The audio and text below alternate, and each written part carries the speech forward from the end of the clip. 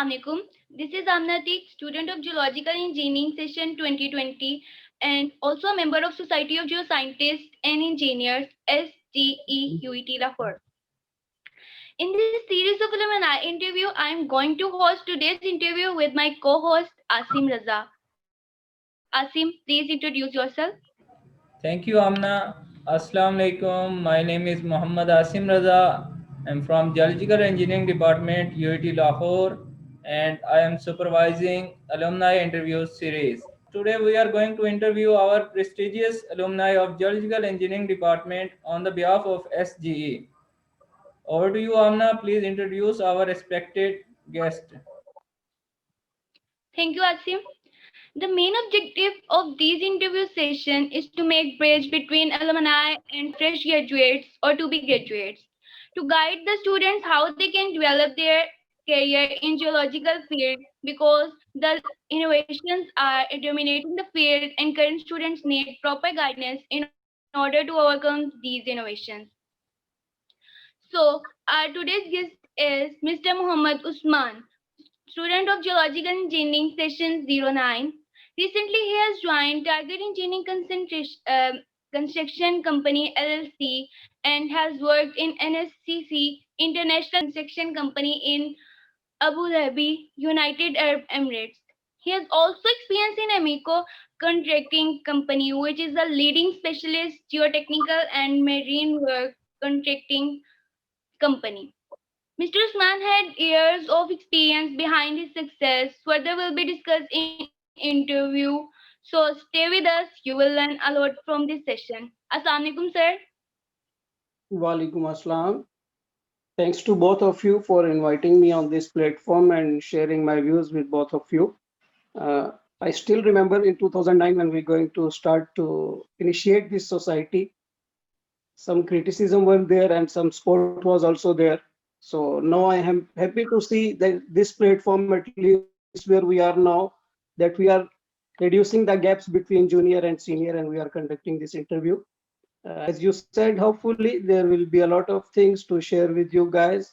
Hopefully it will be positive and it will be fruitful for your fellows and all other guys seeking for the job. Thank you very much. Yes, sir. Thank you. Sir, if we have left anything about you, you can tell this in your way. No, that's enough. You have already covered my all career where I have passed through, so that's Okay, okay. sir. Let's continue. My first question is sir कि आप geological engineering में जब आए थे तो ये आपकी choice थी या आप बाय चांस आए थे? Asim, same question was being asked in 2009 जब हम फर्स्ट क्लास में बैठे थे तो सीनियर्स ने आके पूछा आप बाय चॉइस आए हो या बाय चांस आए. तो at that time it was by chance क्योंकि हम लोग को आने से पहले नहीं पता था कि जियोलॉजिकल इंजीनियरिंग क्या है. तो सिमिलरली फिर आपको आपकी फैमिलीज होते हैं, रिलेटिव्स होते हैं या और सीनियर जूनियर्स आपको मशवरे देते हैं कि यार कुछ लोग कहेंगे छोड़ दो जो पॉजिटिव होंगे इसके बारे में, कुछ लोग आपको एडवाइस करेंगे कि यार इसको कंटिन्यू रखो. तो इट्स योर डिसीजन. जब मुझे कहा गया था, नो डाउट मुझे कहा गया था कि छोड़ दो, इसका कैरियर है आगे नहीं है, आप लोगों को नहीं पता. 2009 सेशन में जब हम थे तो मैं सोचता था कि अभी 1 साल के बाद मैं दोबारा एंट्री टेस्ट में रीअपेयर होके एक नई फील्ड ज्वाइन करूंगा. तो व्हाट इज द एश्योरेंस के 2014 में अगर मुझे फ्री होना है तो मुझे जॉब मिलेगी.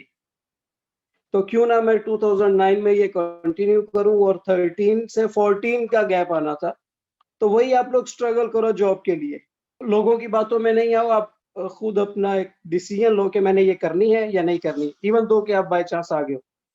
तो आई विल प्रेफर के चेंज नहीं की, जो मार्केट में है वैल्यू जॉब्स मिलती हैं तो आप इसको कंटिन्यू रखें. जी सर. सही. सर हमारा नेक्स्ट क्वेश्चन ये है कि ग्रेजुएशन के बाद काफ़ी कंपनीज ये रिक्वायर करती हैं कि 5 इयर्स का एक्सपीरियंस हमें चाहिए, हमें 10 इयर्स का एक्सपीरियंस चाहिए, 2 इयर्स का चाहिए. तो फ्रेश ग्रेजुएट्स के लिए आप क्या सजेस्ट करेंगे, वो किस तरह अपना एक्सपीरियंस गेन कर सकते हैं for as first job? Asim, no doubt काफी कंपनीज ऐसे कहती हैं कि हम एक्सपीरियंस वाला आदमी थिंक कि हम लोग की जॉब कैसे हुई होगी. क्योंकि हम लोगों के पास एक्सपीरियंस नहीं था और आज हम मार्केट में बैठे हैं। बिल्कुल तो it depends upon your luck, it depends upon your passion, it depends upon your learning. क्योंकि अभी तो बेहतर है आप लोग उस प्लेटफॉर्म पे हो कि आप स्टार्ट से ही अपने सीनियर से कांटेक्ट में हो कि वो किस जगह पर जॉब्स कर रहे हैं। एटलीस्ट हम आपको गाइड कर सकते हैं कि 4 साल बाद आपने क्या-क्या प्रोसीजर्स अप्लाई करने हैं कि आपको जल्दी जॉब मिल जाए।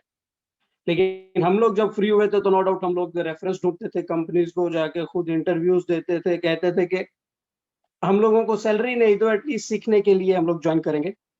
तो इंटर्नशिप्स हम लोग ट्राई करते थे, कुछ डिपार्टमेंट की तरफ से भी सपोर्ट मिलती है इंटर्नशिप में, आई बिलीव 3rd या 4th सेमेस्टर में। तो हम लोगों ने भी वो एनएचए में इंटर्नशिप की थी, आप उसको लिखते हो अपनी सीवी में कि हमने ये इंटर्नशिप की थी। उसके बाद आपका फाइनल ईयर प्रोजेक्ट होता है, वो कोशिश करो कि आप फील्ड में जाके डाटा कलेक्ट करके, रियल डाटा कलेक्ट करके अपना फाइनल ईयर प्रोजेक्ट कंप्लीट करो। जी तो ये चीज़ें मैटर करती हैं। जब आप किसी कंपनी में इंटरव्यू के लिए अपेयर होते हो, वो चीज़ें देखती हैं कि ये जो स्टूडेंट हमारे पास आया फ्रेश ग्रेजुएट, इसने अपने 4 साल किस तरह गुज़ारे हैं। सही इसने 4 साल सिर्फ़ यूनिवर्सिटी में रह के ये सोच के गुज़ार दिए कि मुझे जॉब मिल जाएगी, या ये कुछ एफर्ट्स भी करता रहा है। इसने ट्राई की है इंटर्नशिप ढूँढने की, जैसी भी इसने की है, लेकिन इसने ट्राई किया है, ये कहीं न कहीं गया है जॉब ढूँढने। सेकंड, इसका फाइनल ईयर प्रोजेक्ट किसमें है और वो फाइनल ईयर प्रोजेक्ट क्या रिलेट करता है हमारा जो जॉब नेचर है, जो हमने प्रो इसको हायर करना है। जी तो ये चीज़ें मैटर करती। जब आपका सीनियर्स के साथ कॉन्टैक्ट होगा, आपका एक्सपोज़र होगा मार्केट से, तो कंपनीज़ को जहाँ एक्सपीरियंस चाहिए होते हैं, फ्रेशर्स भी चाहिए होते हैं। बिल्कुल सर। ताकि जिनको कंपनी सोचती है कि यार ये कुछ लोग सीखेंगे और ये आगे आएँगे। इसके अलावा सर फाइनल ईयर प्रोजेक्ट जो हम हाँ करते जी। हैं वो कितना रिलेट करता है हमारी जो जॉब अपॉर्चुनिटीज होती हैं, या इतना रिलेट नहीं करता? नहीं, ये बिल्कुल रिलेट करता है मेरे ख़्याल में, क्योंकि आप फाइनल ईयर प्रोजेक्ट में आप फाउंडेशंस डिटेल्स में चले जाते हो या जियो टेक्निकल डिज़ाइन्स पे आप कर यस सर। लेते हो कुछ, या आप उसमें आपको जॉब मिल जाएगी। जैसे हमें अमीको में मिली है, तो हमें यानी क्वेश्चनियर्स थे, हम जब इंटरव्यू में अपेयर हुए अमीको के लिए, हमसे ये क्वेश्चंस किए गए थे कि फाइनल ईयर प्रोजेक्ट में। सही तो सिमिलरली अगर आपकी डैम कंस्ट्रक्शन चल रही है, आप उधर आपको चाहिए, तो अगर आपने slope analysis, stop stability analysis पे कुछ पढ़ा हुआ रॉक मैकेनिक्स पे, तो वो आपको प्रेफर करेंगे। अगर पेट्रोलियम सेक्टर में कोई जॉब्स हैं और आपने जियोफिजिकल इन्वेस्टिगेशन में कोई किया हुआ, तो ऑब्वियसली वो आपको प्रेफर करेंगे कि इसको कुछ टर्म्स पता है एटलीस्ट और ये सीख जाएगा। तो ये चीजें मैटर करती हैं आपका फाइनल ईयर जो आप थैंक यू सर। जी आमना। प्रोजेक्ट सिलेक्ट करते हो। Which courses you recommended that plays role in industry? For me, क्योंकि हम लोग ऑलरेडी जियो टेक्निकल फील्ड में हैं, तो जियोटेक डिपार्टमेंट से रिलेटेड आप लोग जो हैं वो लोग कोर्सेज कंटिन्यू रखें।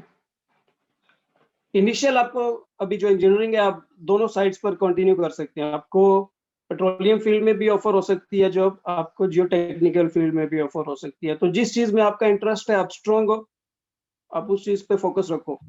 Which type of professionals this company hire? In my current yes company, sir. we have different department, electrical, mechanics, so I have joined the marine department. तो अब जो यूनिवर्सिटी में पढ़ रहे हो वो सब्जेक्ट्स हैं, जब आप कंपनीज में आ जाओगे तो वो टर्म्स चेंज हो जाती हैं। आप like a site engineer work करते हो, like a quality engineer work करते हो, साइट इंजीनियर से प्रोग्रेस करके project engineer as a work करते हो। तो वो पर्टिकुलर प्रोजेक्ट बेस पे नहीं होती, वो आपकी ओवरऑल इंजीनियरिंग है जो आप कंप्लीट करोगे और बाद में किसी कंपनी में हायर हो जाओगे। तो स्टार्ट नॉर्मली आपका साइट सुपरवाइजर, इवन आप इंजीनियर हो, लेकिन you have to work as a site supervisor to come on the level of site engineer. Okay. Okay, sir. Sir, do you think internship matters in securing job?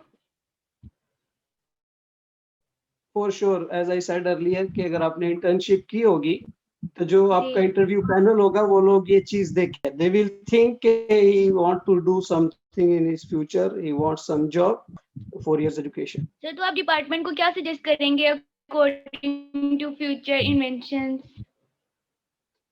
Department में जो हम लोगों ने feel किया था, हम ये सजेस्ट करेंगे कि कुछ तो ऑलरेडी बहुत अच्छा स्टाफ है डिपार्टमेंट का, और जो पोस्ट डिजाइन हुआ वो इंटरनेशनल स्टैंडर्ड्स होते हैं। जो न्यू टीचर्स की जो हायरिंग होती है उसकी रिकमेंडेशन में कहूंगा कि उन लोगों को लेके आए जो एटलीस्ट फील्ड से 2-3 साल एक्सपीरियंस लेके आते हैं, जी क्योंकि सर। आप लोग जो यूनिवर्सिटी में पढ़ोगे उसका 50% तो हमें बाहर, जब हम कंपनी में ज्वाइनिंग करते हैं तो नो डाउट जो कुछ हमने पढ़ा होता है वो हमारे काम थिंग्स टोटली डिफरेंट होती है जिनको आपने डील करना होता है। तो जब तक आप वो खुद फेस नहीं करते वो आप अपने स्टूडेंट्स को नहीं बता सकते कि आपने अपने आप को इस तरह ग्रूम करना है, इस तरह बिहेव करना है, अपने अंदर ये कैपेबिलिटीज डेवलप करनी है ताकि आप मार्केट में जाके सस्टेन कर सको। जी तो मेरी जॉब हुई है, उस जी जी। कंपनी में आने से पहले मैंने एक सीनियर से कहा कि मेरी इस कंपनी में जॉब हुई है, एंड हिज रिप्लाई वाज कि यार वो बहुत टफ है, उधर आप नहीं जाना अभी।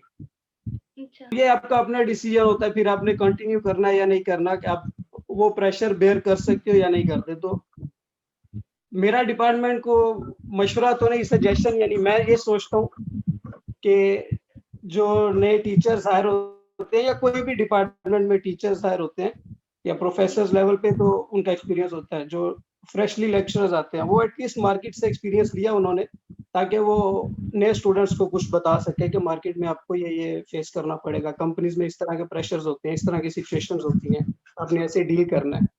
स्टडी तो आपकी है, वो आपकी कैपेबिलिटीज हैं, जितना आप सीख पाओगे आप सीख जी लोगे। बिल्कुल। अच्छा सर, आपका यूईटी में कैसा एक्सपीरियंस रहा? यूनिटी का मेरा 4 इयर्स का वो स्पैन है जो शायद मैं लाइफ में कभी ना भूलूं। तो इवन कि अगर मुझे दोबारा भी कहा जाए कि दोबारा जाके 4 साल आप गुजार सकते हो, तो आई विश कि मैं जाऊंगा दोबारा और फिर 4 साल गुजारूंगा और वो कुछ करूंगा जो मैं नहीं कर सका। वो मोमेंट्स दोबारा एंजॉय करेंगे जो हम लोग नहीं कर सके, जो हमें बाद में रियलाइज होते हैं पास आउट होने के बाद। जी। आसिम, अब आप पूछ लें।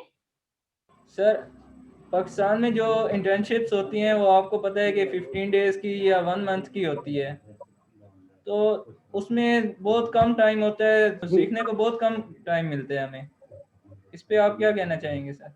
आसिम, मैंने आपको बताया कि इंटर्नशिप में आप जो कुछ सीखते हो, अब नो डाउट सीखने में कम टाइम है। जब आप इंटरव्यू के लिए बैठते हो तो इंटरव्यू पैनल ये देखता है कि इधर इसने अप्लाई किया या नहीं किया, या कहीं गया या नहीं गया।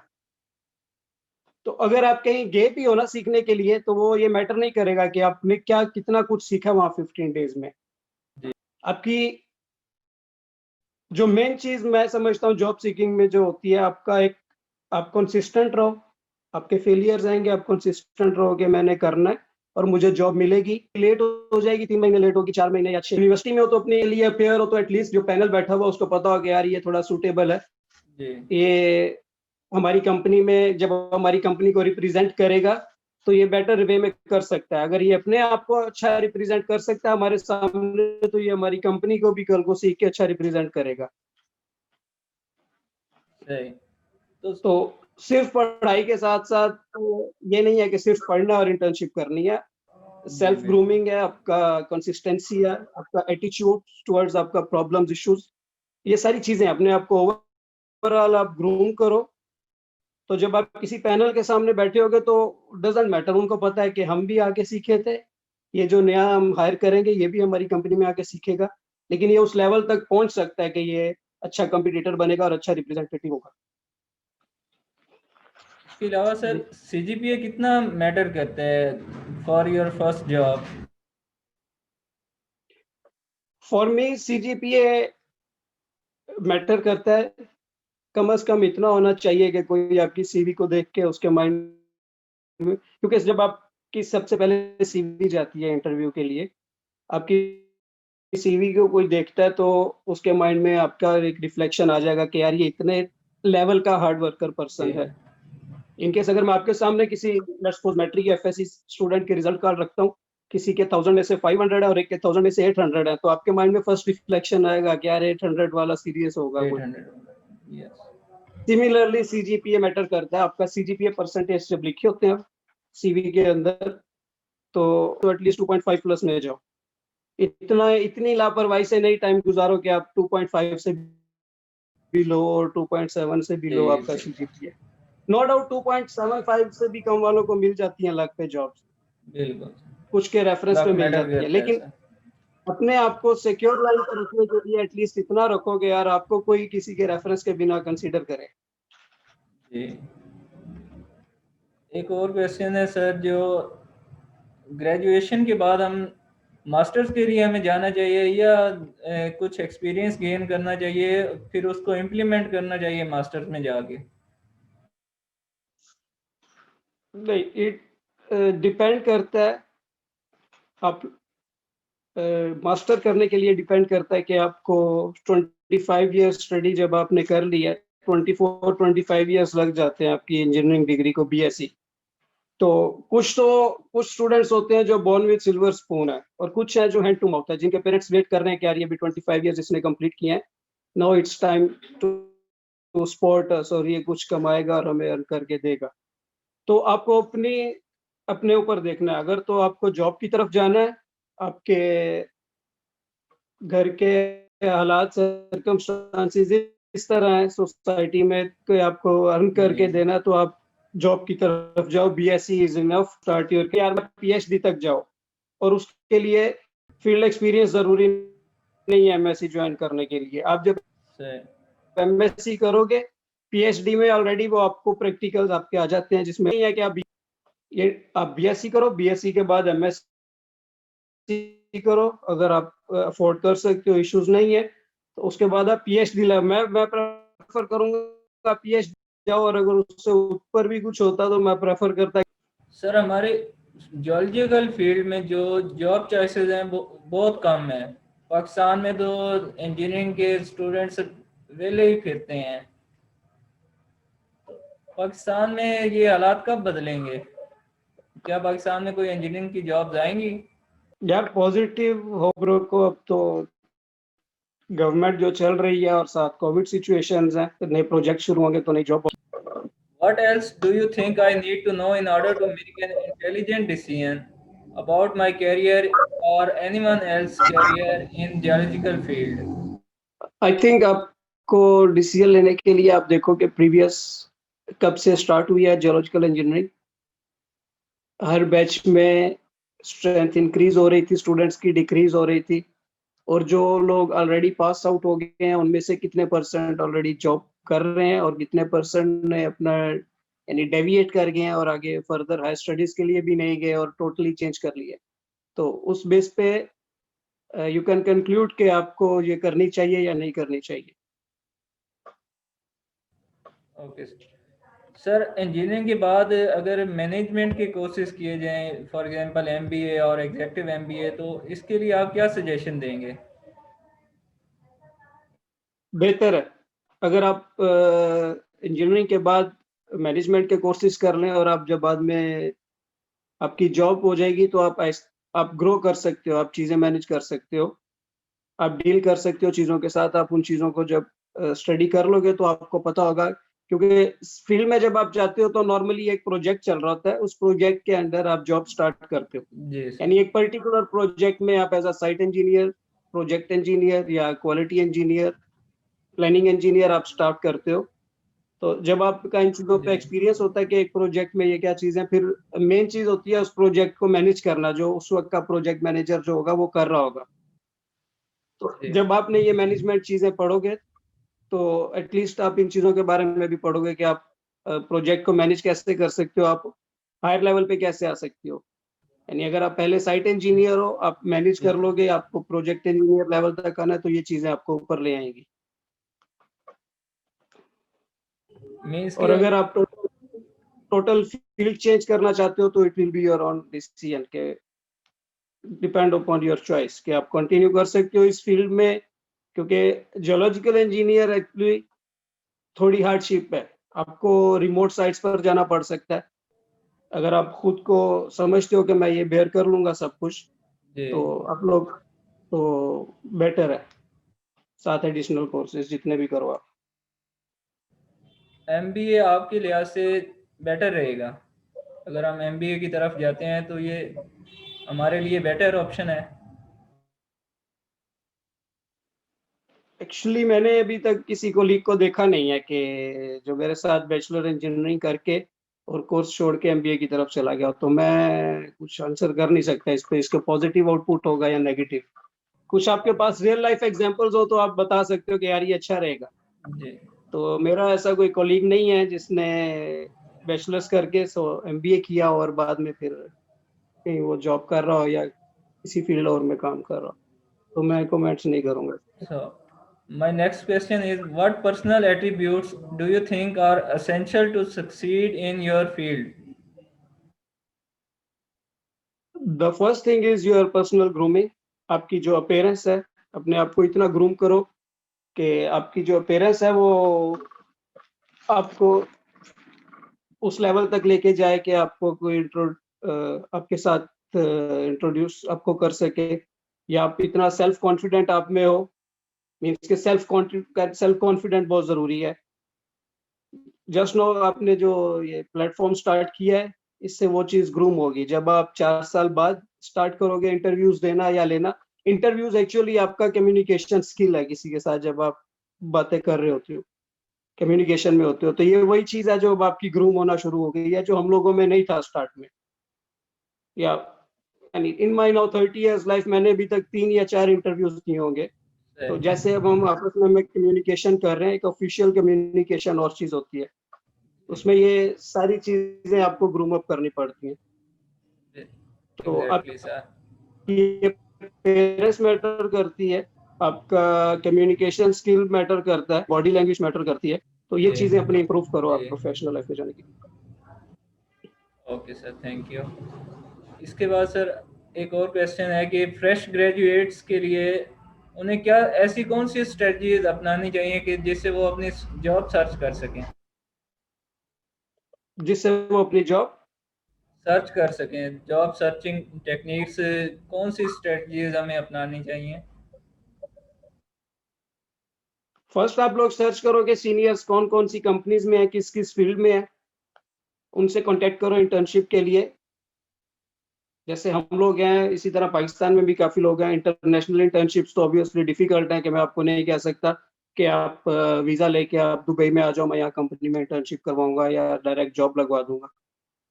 तो फ्रेश ग्रेजुएट्स के लिए ये है कि वो सर्च करें एटलीस्ट सीनियर्स किधर हैं, किस पोस्ट पे हैं, उनके साथ अपनी सीवीज शेयर करें कि हमारी सीवीज क्यों नहीं कलेक्ट हो रही, क्यों नहीं पिकअप हो रही इंटरव्यू के लिए, कि हमें कॉल्स भी नहीं आ रही। तो उसमें उनको गाइडेंस मिलेगी।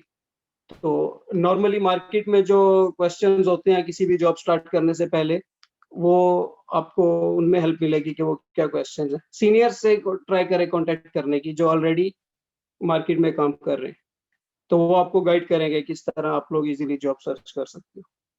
और ये प्लेटफॉर्म बेटर है कि जो हमारे आने वाले जूनियर्स होंगे एटलीस्ट वो जल्दी एडजस्ट हो जाएंगे, जी या उनको उतना टाइम नहीं लगेगा जितना हमें लगा था साइड फील्ड में एडजस्ट होने के लिए। सर, ऑर्गेनाइजेशंस का एटीट्यूड किस तरह का होता है एक फ्रेश ग्रेजुएट के साथ?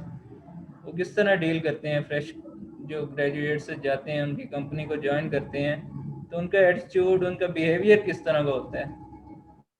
एक्चुअली जब आप किसी कंपनी में आसिम जाते हो, तो कंपनी आपके साथ बिहेव नहीं करती, आपके अपने बिहेवियर पे डिपेंड करता है कि आप कंपनी को किस तरह से डील कर रहे हो। आप चूंकि फ्रेश हो, तो मैंने पहले कहा आपको थोड़ा फ्लेक्सिबल रहना पड़ेगा।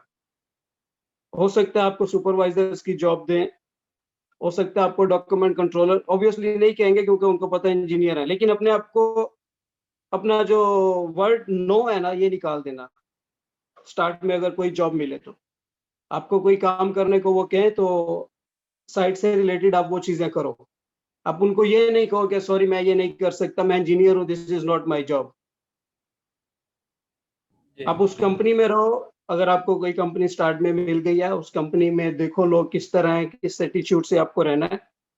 कोशिश करो चीजें सीखने की, क्योंकि हर जो कंपनी में जी। प्रोफेशनल लाइफ में आगे चीज सीखोगे वो आगे आपके काम आएगी।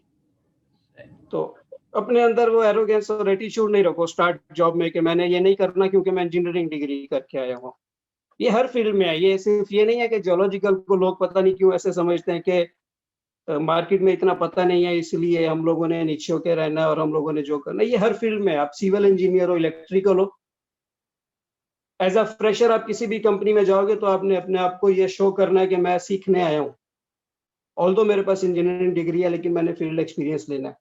तो वो लेने के लिए अगर आप फिर अच्छे हो तो कंपनी का एटीट्यूड पॉजिटिव होगा, लोग आपको सिखाएंगे। क्योंकि जब मैंने ज्वाइन की थी अपनी फर्स्ट जॉब। हम लोग 4 लोग थे, कंपनी ने 4 फ्रेश लोग मंगवाए। हम चारों को उन्होंने डिफरेंट साइट्स पे भेज दिया। तो उसके बाद सीनियर मैनेजमेंट ने 3 महीने के बाद, यानी हम प्रोबेशन पीरियड बोलते हैं, सीनियर मैनेजमेंट फिर हर प्रोजेक्ट मैनेजर से पूछती है कि यार हमने आपको वो 4 फ्रेशर्स लड़के दिए थे, उनमें से कौन कंटिन्यू कर सकता है। जी। तो वो कंपनी का एटीट्यूड नहीं है आपको वो बताए, वो आपका एटीट्यूड है कि और जो आपको एटीट्यूड है। उस लेवल पर लेके जाएगा कि वो आपको रिकमेंड करेंगे कि जी। इन चारों में से हम इसको आगे लेके चल सकते हैं। तो ये मेरे साथ क्योंकि पर्सनली था, मुझे पता था कि हम 4 लड़के आए हुए हैं और हम में से एक ही आगे जाएगा, बाकी 3 को कंपनी प्रोबेशन पीरियड के बाद भेज देगी वापस। तो सही। अल्हम्दुलिल्लाह वो काम वही जो शुरू में मैंने कहा कि हार्ड वर्क पहले 2 साल आपको करना पड़ता है मार्केट में अपने आप को प्रूफ करने के लिए, अपनी जॉब सिक्योरिंग के लिए, सीखने के लिए। तो ये चीज़ें आपको बेनिफिट देती हैं फिर। सर आपकी जॉब रूटीन क्या है?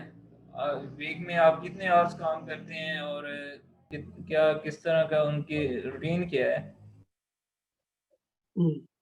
आसिम, स्टार्ट में तो काफी टफ रूटीन थी, डिपेंड करता है कंपनीज पॉलिसीज पे डिपेंड करता है। कुछ कंपनीज होती हैं वो सिर्फ 8 आवर्स काम करती हैं, क्योंकि हमारी कंस्ट्रक्शन फील्ड है, कंटिन्यूस चलती है डे नाइट शिफ्ट।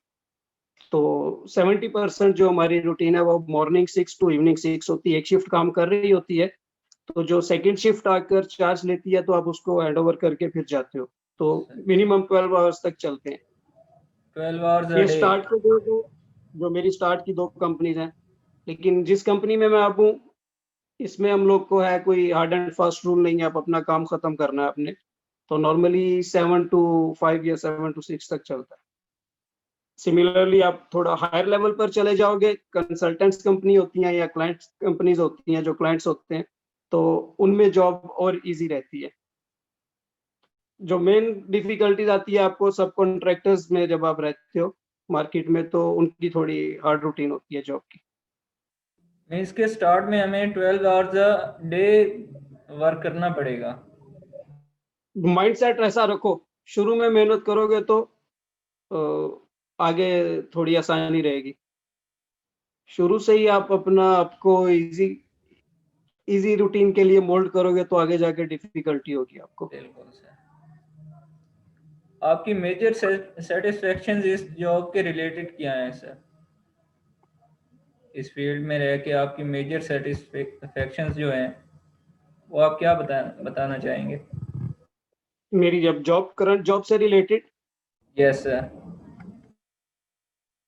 मेरी major satisfaction related to my personal life और professional life. Both. Professional professional तो अल्हम्दुलिल्लाह सेटिस्फाइड हूँ कि जहाँ से स्टार्ट किया और अब जिस स्टेज पर बैठे हुए हैं हम लोग, तो ठीक है। और इसी तरह अगर कंटिन्यू रखेंगे तो इंशाल्लाह और हायर लेवल तक जाएंगे, हायर कंपनीज तक जाएंगे। और पर्सनल लाइफ में भी आप कह सकते हैं कि अब इस लेवल पे आके फैमिलीज को सपोर्ट करते हैं, इवन कि अपनी फैमिलीज अब्रॉड में साथ रखते हैं। बिल्कुल। तो इट टेक्स टाइम, लेकिन चीजें आपको मिलती हैं जिनका आपने प्लान किया होता है। जी। What are some of the issues that you must deal with in your work? Once you are in experience level, आप ये लोग ये चीज को मेक श्योर करो कि आपकी प्रोफेशनल लाइफ और है और आपकी पर्सनल लाइफ और है। यानी आपकी पर्सनल लाइफ के जो मैटर्स हैं वो आपकी प्रोफेशनल लाइफ पे इफेक्ट नहीं होने चाहिए। हर फैमिलीज में आपके जो अक्सर ये होता है कि लेट्स सपोज अब मैंने सुबह जॉब पे जाना है, तो आज कोई प्रॉब्लम है घर में, तो नेक्स्ट डे वो प्रॉब्लम मेरी जॉब पे इफेक्ट नहीं होनी चाहिए। तो फर्स्ट तो ये डिफरेंस रखो। सेकंड, जब आप जॉब में हो तो जॉब के इश्यूज भी उधर ही छोड़ के आओ, उधर ही डीलिंग करो। जो आपके इश्यूज जॉब में है उनको अपनी पर्सनल लाइफ में नहीं लेके आओ। साइट के इश्यूज साइट पर ही सॉल्व कर लो आप। हम लोगों को फेस आते हैं नॉर्मली जब आप क्योंकि मैं पाकिस्तान में, मैंने पहले कहा नहीं एक्सपीरियंस, हम लोग बाहर ही जॉब कर रहे हैं जब से मैंने स्टार्ट किया अपना करियर। पहले कतर में था, अभी यूएई में हूँ। तो आपको डिफरेंट नेशनैलिटीज की लेबर मिलते हैं, डिफरेंट नेशनैलिटीज का स्टाफ मिलता है। लाइक नेपालीज हैं, बांग्लादेशीज हैं, यानी एशियंस ज्यादा हैं। उसके बाद कोरियंस हैं जिनके साथ काम किया। तो हर आदमी का एक डिफरेंट एटीट्यूड है, हर कंपनी हर नेशनैलिटी का। यानी जो जो लेट्स सपोज जॉब मेरा आपके साथ, अगर मैं आपके साथ कोई जॉब करता हूँ, कोई एशियन है वो पॉजिटिव रिस्पॉन्स में ले जाएगा, किसी और नेशनलिटी का वो नेगेटिव में ले जाएगा। तो ये चीजें आपको थोड़ा संभल के चलना पड़ता है, अपने आप को रेजिस्ट करके, और ये देख के चलना पड़ता है आपको मार्केट में। Okay, thank you, sir. Sir, any advice you want to give to fresh graduates or juniors? तो जूनियर्स को मैं ये कहूंगा कि आप लोग अभी यूनिवर्सिटी लाइफ को एंजॉय करो। जिस तरह मुझसे कहा है कि अगर दोबारा मौका मिले तो ऑब्वियसली मैं जाऊंगा वापस, जो चीजें नहीं कर सका। जी, एक दूसरे को सपोर्ट करना सीखो लाइफ में। अगर आप लेट्स सपोज मैंने असाइनमेंट बनाई है, मैं आपको दूंगा तो ये मैं ये नहीं सोचूं कि ये कॉपी कर लेगा। हमारा ये शुरू में चलता है, असाइनमेंट्स बना के कॉपी करना तो हम लोग नहीं देते। वो मैं अपना नुकसान नहीं कर रहा आपको देख के, वो आप अपना नुकसान कर रहे हो अगर आप मेरी असाइनमेंट कॉपी करते हो। आई एम 100% श्योर आप अगर कॉपी पेस्ट से चल रहे हो तो आपको आगे जाके प्रॉब्लम आएगी जरूर। तो स्टूडेंट्स को कहूंगा कि जो अभी पढ़ रहे हैं एक दूसरे को सपोर्ट करें, और टीचर्स सपोर्ट इस तरह से कि अगर जैसे हम प्रोफेशनल लाइफ में मैं लेबर्स को एग्जांपल देता हूँ, कोई काम अच्छा करता है, कोई काम अच्छा नहीं करता है, तो उनको मैं कहता हूँ कि 5 उंगलियां जो है ये बराबर नहीं है, बिल्कुल लेकिन फिर भी ये मिलके हाथ बनाती है। जी, इसी तरह आप लोग जो एक क्लास में बैठे हुए हो वो सब डिफरेंट माइंड लेवल्स के साथ हैं। ऑल दो के सब हार्ड वर्कर हैं, तो यूनिवर्सिटी लेवल तक पहुंचे हो आप लोग, लेकिन वहां पहुंच के भी आप लोग डिफरेंट माइंड लेवल्स के साथ हो। तो उस माइंडसेट से एक दूसरे को सपोर्ट करना सीखो। कुछ चीजों को जल्दी पिक कर जाएंगे, कुछ को टाइम लगेगा, कुछ चीजें अंडरस्टैंड करते हैं। एक दूसरे को पढ़ाना सीखो, जिसको नहीं आता आप उस जब आप पेपर्स की तैयारी करते हो तो ये मिलके करो। और ओके सर, प्रेजेंटेशन में आगे हिस्सा लो। जैसे भी आप जैसे इंटरव्यू कर रहे हो, आई एम 100% श्योर के आपकी क्लास के कुछ लोग इस वक्त बैठे क्रिटिसिज्म भी कर रहे होंगे कि यार ये जी, लोग पता नहीं किस चक्करों में लगे हुए हैं। No doubt, I am 100% sure. तो उनके लिए मेरी ये सजेशन है कि अभी वो ये थिंकिंग रख रहे हैं नेगेटिव, उनको आगे जाके फील होगा। कुछ लोग अभी भी नेगेटिव थिंकिंग रखते हैं, उनको आगे जाके ये चीजें फील होंगी कि यार नहीं, वो लोग ठीक कर रहे थे, तो अभी एक प्लेटफॉर्म पे हैं या अभी वो एक जगह पर पहुंच चुके। और जो जॉब ढूंढ रहे हैं उनको मैं ये कहूंगा, जब मैं खुद जॉब ढूंढनी शुरू की थी मुझे ऑलमोस्ट 1 साल लगा था। शुरू में इंटर्नशिप मिल गई थी, लेकिन जो आप कहते हो कि प्रोफेशनल करियर स्टार्ट करने में 1 साल लगा था। जी, कुछ हालात उस तरह के थे, जॉब नहीं मिल रही थी, कुछ रेफरेंसेस नहीं थे। तो आप अपने आप को कंसिस्टेंट रखो, पॉजिटिव होप रखो, अपना एटीट्यूड आपका पॉजिटिव होना चाहिए कि नहीं यार मैंने मेहनत की है, मुझे उसका रिजल्ट मिलेगा। उसकी रीजन है एक नॉर्मल जो मैंने प्रोफेशनल लाइफ में आके देखी है, हम लोग की जॉब स्टार्ट हो गई है। जब हम लोग हार्ड वर्कर्स थे तो सैलरी कम थी शुरू में। अब हम लोग एक्सपीरियंस्ड है, उतना हार्ड वर्क नहीं करते, लेकिन पे ऑफ होता है। पे तो ऑफ, मैं ये समझता हूँ कि ये उस काम का पे ऑफ हो रहा है जो हमने पहले 2 साल में बहुत हार्ड वर्क किया था।